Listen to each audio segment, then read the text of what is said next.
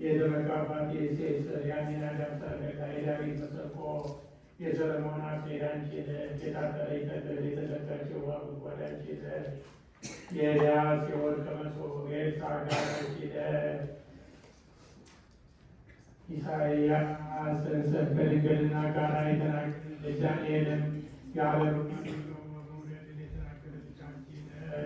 ፋራን የምትባል የዕንባቆም ተራራ የተዘጋጀ ሴት ምስራቅ ቤተልሔም መውጫ ኤፍራታ የምትባል ምድር አንቺ ነሽ።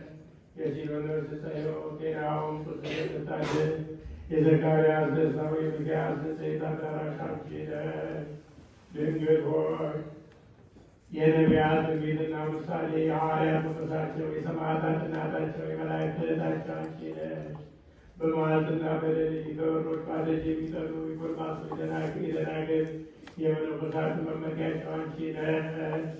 ድንግል ሆይ በኃጢአት ፍትወት የተጸነሽ አይደለም በሕግ በሆነ ሩካቤ ከሐና ከኢያቄም ተወለድሽ እንጂ። ድንግል ሆይ አንገታቸው እንደሚያገዝፉ እንደ ዕብራውያን ሴቶች ልጆች በዋዛ ያለሽ አይደለም በንጽሕና በቅድስና በቤተ መቅደስ ነሽ እንጂ። ድንግል ሆይ በምድራዊ ርስት የተመደብሽ አይደለሽም ከሰማይ ሰማያት የመሰለ ሰማያዊ ርስት ነው እንጂ።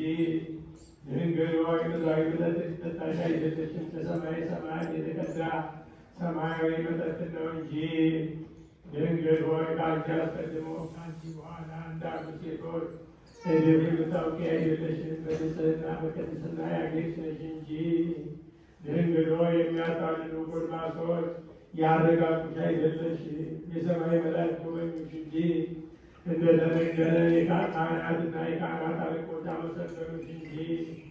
ድንግል ሆይ ዮሴፍ ቤታችን ለመገናኘት አይደለም ንጹሕ ሆኖ ሊጠብቅሽ ነው እንጂ።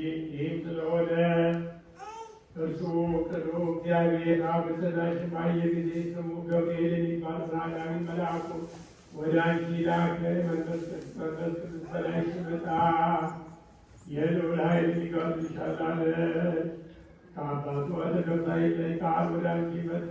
ሳይወሰን ጸነስሽው። በላይ ሳይጎድል በታች ሳይጨመር በማኅፀንሽ ተወሰነ። መመጠንና መመርመር የሌለበት እሳተ መለኮት በሆድሽ አደረ። በምድራዊ እሳት መስለው ዘንድ አይገባም። ለእሳት መጠን አለው ልክም አለው።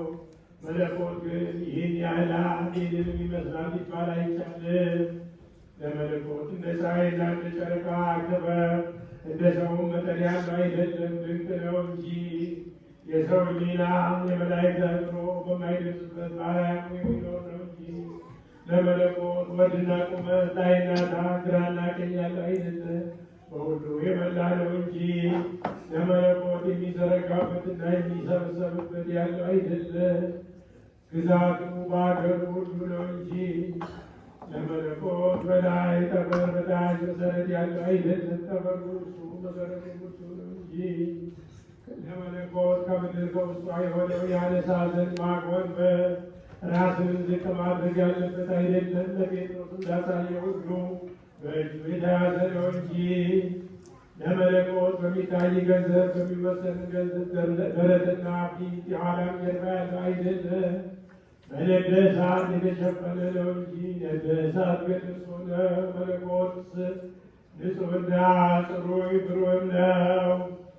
የላከ አብም ባኗኗሩ አባት እንደሆነ እናምናለን። የተላከ ወልድንም ባኗኗሩ ወልድ እንደሆነ እናምናለን።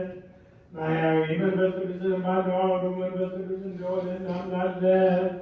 ሦስቱ ስም አንዱ እግዚአብሔር ነው። አብርሃም ከይስሐቅ እንደሚበልጥ ይስሐቅም ከያዕቆብ እንደሚበልጥ አይደለም። ለመለኮት እንዲህ አይደለም።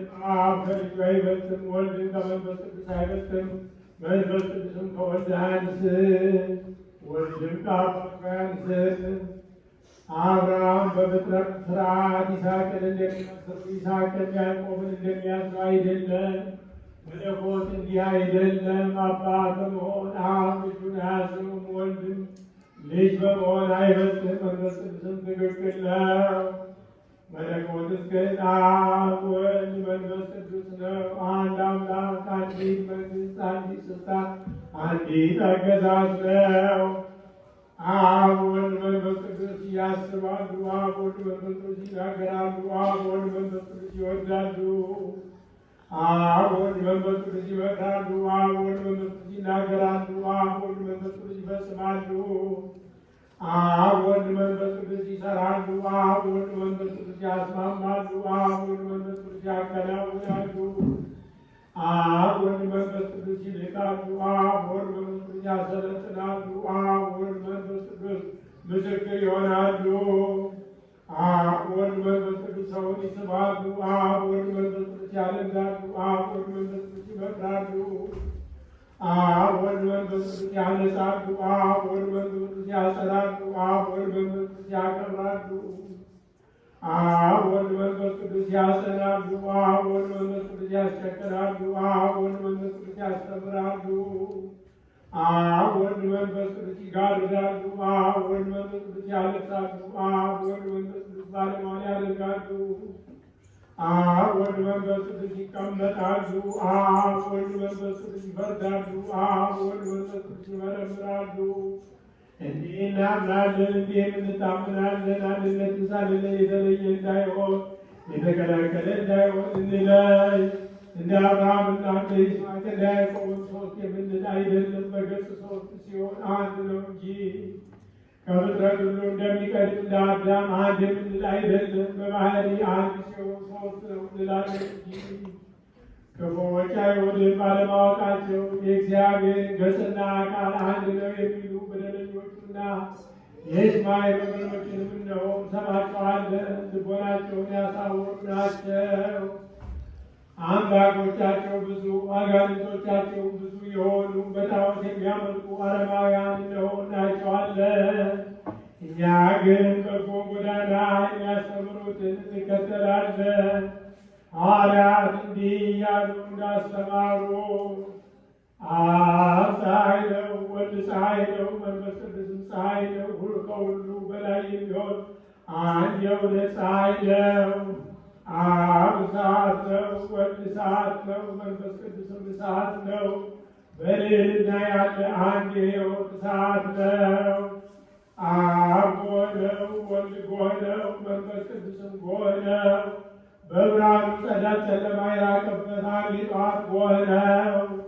አብ እንደ ወይን ነው፣ ወልድ እንደ ወይን ነው፣ መንፈስ ቅዱስም እንደ ወይን ነው። ዓለሙ ሁሉ የጣፈጠበት አንድ የሕይወት ወይን ነው።